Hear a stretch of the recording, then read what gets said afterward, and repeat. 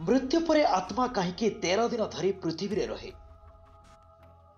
यह पछरे कौन कारण अछि।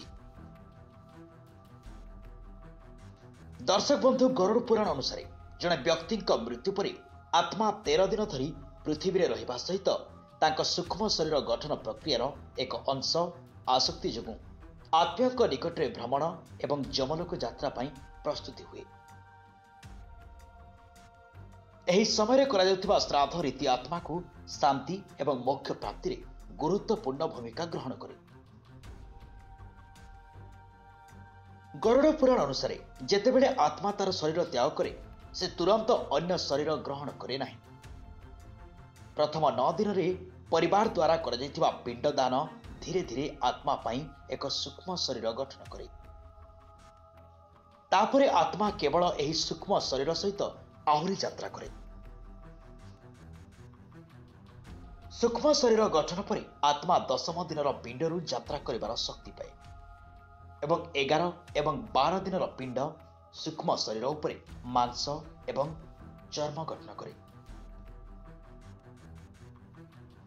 13 दिनर पिंडदान आत्मा को जमलोक यात्रा करिबा पई आवश्यक शक्ति प्रदान करे एवं यह जमलोक यात्रा पई आगको बढ़ी थाए। मृत्यु पर मध्य आत्मार शरीर परिवार एवं घर प्रति आसक्ति एवं स्नेह रही थाए। यह निज मृत्यु को ग्रहण करि पारे नाही एवं निजर उपस्थित अनुभव करबा को चेष्टा करि जारी थाए।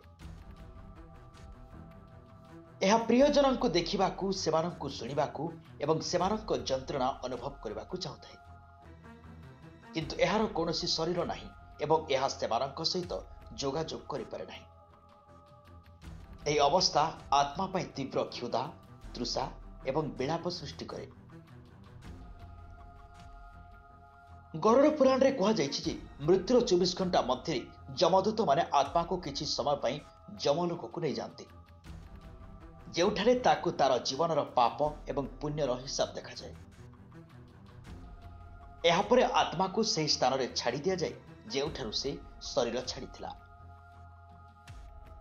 एही 13 दिनर समय मध्य आत्मा एक प्रकार जमलोकर शेष यात्रा पाई प्रस्तुत हुए एवं तार कर्मर परिणाम बुझिबाकू चेष्टा करे।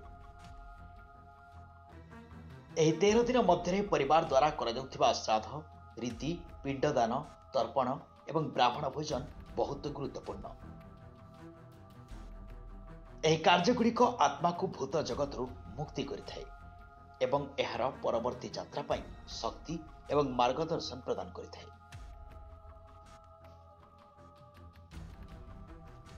जदि एही कार्यगुड़िक रीतिनीति अनुଯାयी करा जाए नाही तेबे आत्मा को जमलोक रे पहुंचबा पाई बहुत कष्ट सहबाकू पड़ी पारे एवं भूत जगत रे भ्रमण करि पारे।